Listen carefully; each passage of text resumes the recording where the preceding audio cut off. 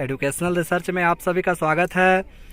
आज हम Jharkhand Adhividya Parishad annual secondary examination 2022 term 1 mock type questions Hindi A, जिसके महत्वपूर्ण 40 प्रश्नों के बारे में जानकारी प्राप्त करेंगे, जिसका एग्ज़ाम अभी कुछ समय पहले ही हुआ था। तो आशा करते हैं कि आप सभी ने भी बहुत अच्छे से एग्जामिनेशन को अटेंड किए होंगे और हम 40 महत्वपूर्ण प्रश्नों का सॉल्यूशन करने जा रहे हैं। तो आप सभी क्वेश्चंस को देखें और मिलाएं और उसके बाद अपना अपना स्कोर निर्धारित करें। क्वेश्चन नंबर 1 कह रहा है, गद्यांश दिया गया जिसमें 1 से 5 तक हमें बनाना है। क्वेश्चन कह रहा है कि साहस की ज़िंदगी सबसे बड़ी ज़िंदगी होती है। इसी ज़िंदगी की सबसे बड़ी पहचान यह है कि वह बिल्कुल निडर, बिल्कुल बेखौफ होती है। साहसी मनुष्य की पहली पहचान यह है कि वह इस बात की चिंता नहीं करता कि तमाशा देखने वाले लोग उसके बारे में क्या सोच रहे हैं। जनमत की अपेक्षा करके जीने वाला आदमी दुनिया की असली ताकत होती है और मनुष्यता को प्रकाश भी उसी आदमी से मिलता है। आस पड़ोस को देखकर चलना यह साधारण जीव का काम है। क्रांति करने वाले लोग अपने उद्देश्य की तुलना ना तो पड़ोसी के उद्देश्य से करते हैं और ना अपनी चाल को पड़ोसी की चाल देखकर मदिन बनाते हैं। तो इस तरह का गद्यांश दिया गया है, आप सभी ने बहुत अच्छे से पढ़े होंगे। जिसमें क्वेश्चन नंबर 1 कह रहा है, साहस की ज़िंदगी क्या होती है। तो साहस की ज़िंदगी क्या होती है। तो साहस की ज़िंदगी यानी ऑप्शन नंबर बी सही होगा। क्वेश्चन नंबर 2, जनमत की अपेक्षा करके जीने वाला आदमी दुनिया की असली क्या होता है। तो दुनिया की असली ताकत होता है, यानी ऑप्शन नंबर ए सही होगा। क्वेश्चन नंबर 3, किस मनुष्य की पहली पहचान यह है कि वह किसी के बारे में कोई चिंता नहीं करता। तो यह है साहसी मनुष्य की, यानी ऑप्शन नंबर 4 सही होगा। क्वेश्चन नंबर 4, जनमत शब्द कौन सा समास है। तो जनमत शब्द में तत्पुरुष समास है, यानी ऑप्शन नंबर सी सही होगा।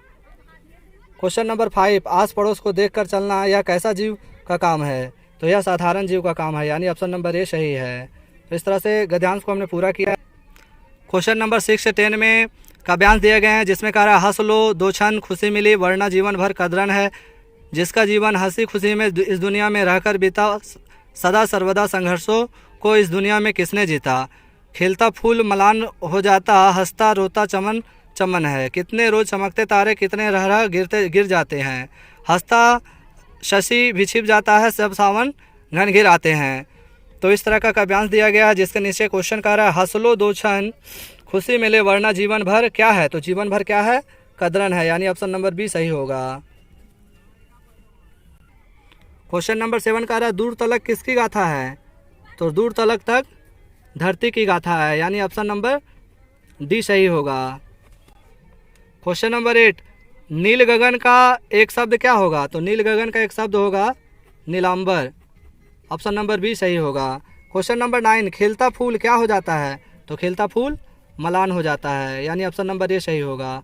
क्वेश्चन नंबर 10, जब सावन घन घिर जाते हैं तब कौन छिप जाते हैं। तो तब छिप जाता है कौन, शशि, यानी ऑप्शन नंबर बी सही है। तो इस तरह से अब क्वेश्चन नंबर 11 में व्याकरण से दिया गया, कह रहा है कि निम्न में से कौन किस वाक्य में आकर्मक क्रिया है। तो इसमें बच्चा खेल रहा है, आकर्मक क्रिया होगा, यानी ऑप्शन नंबर ए सही है। क्वेश्चन नंबर 12, निम्न में से कौन सा वाक्य सकर्मक क्रिया का उदाहरण है। तो क्वेश्चन नंबर 12 का सही जवाब ऑप्शन नंबर सी, वह रोटी खा रहा है। क्वेश्चन नंबर 13, गुरु का एक अर्थ होता है शिक्षक और दूसरा अर्थ होता है। तो दूसरा अर्थ होता है भारी, यानी ऑप्शन नंबर डी सही होगा। क्वेश्चन नंबर 14, निम्न में से कौन सा श्वेत का अनेकार्थी शब्द नहीं है। तो श्वेत का अनेकार्थी शब्द नहीं है सफेदी, यानी ऑप्शन नंबर डी सही है। क्वेश्चन नंबर 15, आजीवन कौन समास है। तो आजीवन में अवयवी भाव समास है, यानी ऑप्शन नंबर 2 सही होगा। क्वेश्चन नंबर 16, रचना के आधार पर वाक्य कितने भेद होते हैं। तो रचना के आधार पर वाक्य के 3 भेद होते हैं, यानी ऑप्शन नंबर ए सही है। क्वेश्चन नंबर 17, मेरी इच्छा है कि मैं डॉक्टर बनूं, यह कौन सा वाक्य है। तो यह मिश्र वाक्य है, यानी ऑप्शन नंबर डी सही होगा। क्वेश्चन नंबर 18, पिताजी के द्वारा अखबार पढ़ा गया, यह कौन सा वाच्य है। तो यह है कर्मवाच्य, यानी ऑप्शन नंबर बी सही है। क्वेश्चन नंबर 19, विद्यालय घर के हैं। तो विद्यालय घर के निकट है, यानी ऑप्शन नंबर ए सही होगा। क्वेश्चन नंबर 20, वाच्य कितने प्रकार के होते हैं। तो वाच्य के 3 प्रकार होते हैं, यानी ऑप्शन नंबर ए सही होगा। क्वेश्चन नंबर 21 से 24 तक काव्यांश दिए गए, जिसमें कह रहा फसल क्या है। और तो कुछ नहीं, वह नदियों के पानी का जादू है, वह हाथों के स्पर्श की महिमा है, भूरी काली संदली मिट्टी का गुणधर्म है, रूपांतर है सूरज की किरणों का, सिमटा हुआ संकोच है हवा की थिरकन का। तो इस तरह का काव्यांश दिया गया। नीचे कह रहा है उपयुक्त गद्यांश के कवि कौन है, तो उपयुक्त गद्यांश के कवि नागार्जुन है, यानी ऑप्शन नंबर बी सही होगा।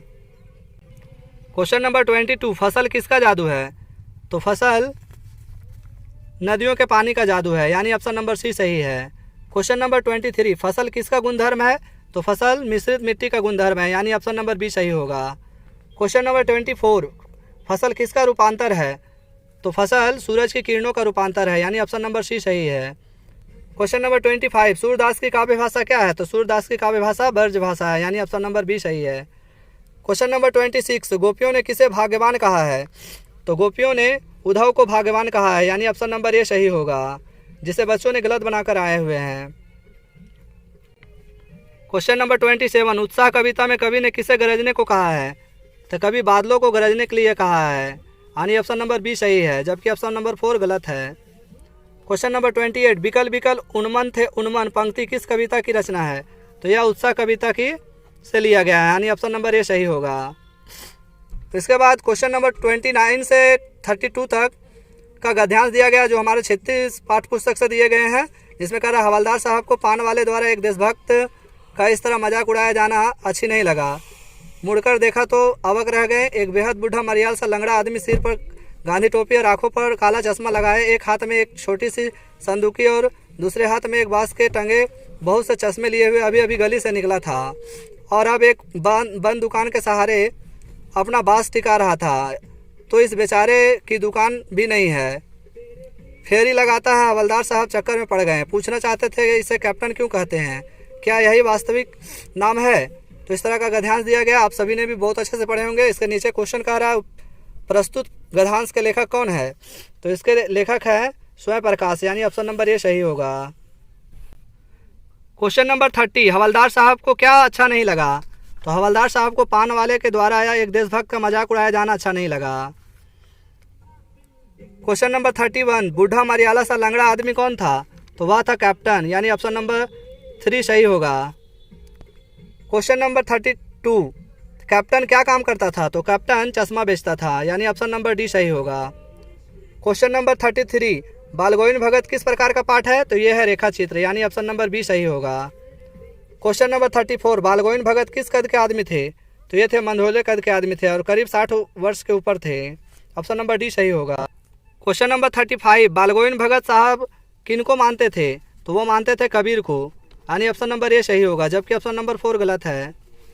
क्वेश्चन नंबर 36, बालगोविंद भगत की संगीत साधना का चरम उत्कर्ष किस दिन देखा गया, तो यह देखा गया था जिस दिन उसका बेटा मरा था। एक ही बेटा था उसका जिसका मरने पर बालगोविंद भगत का यह चरम उत्कर्ष देखा गया था, यानी ऑप्शन नंबर डी सही है।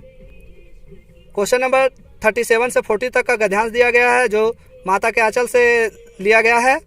जब कभी मैया हमें अचानक पकड़ पाती तब हमारे लाख छटपटाने पर भी एक चुल्लू कड़वा तेल हमारे सिर पर डाल देती थी।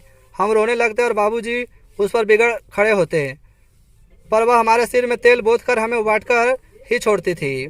फिर हमारी नाभि और लीलार में काजल की बिंदी लगाकर चोटी गूंथते और उसमें फूलदार लट्टू बांधकर रंगीन कुर्ता टोपी पहना देती थी। हम खासे कन्हैया बनकर बाबूजी की गोद में सिसकते सिसकते बाहर आते थे। तो इस तरह का गद्यांश दिया गया है, जिसे आप सभी ने पढ़े होंगे। और नीचे कह रहा है कि प्रस्तुत गद्यांश के लेखक कौन है, तो इसका लेखक है शिव पूजन सहाय, यानी ऑप्शन नंबर ये सही है।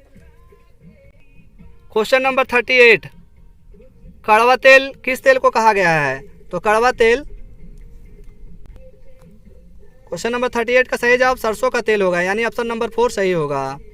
क्वेश्चन नंबर 39, लेखक की माँ काजल कहाँ लगाती थी, तो लेखक की माँ काजल नाभि और लीलार में लगाती थी, यानी ऑप्शन नंबर बी सही होगा। क्वेश्चन नंबर 40, लेखक किसकी गोद में सिसकते सिसकते बाहर निकलते थे, तो ये बाबूजी की गोद से सिसकते सिसकते बाहर निकलते थे।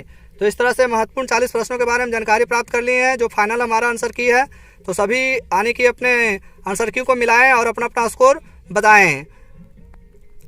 और इसी तरह का वीडियो पाने के लिए नीचे कमेंट बॉक्स में लिखकर भेजें, ताकि हम इससे भी अच्छे वीडियो को बना सके। और अगर हमारा चैनल पसंद आया हो तो लाइक सब्सक्राइब शेयर करें, ताकि सभी लोगों तक हमारा वीडियो पहुंच सके।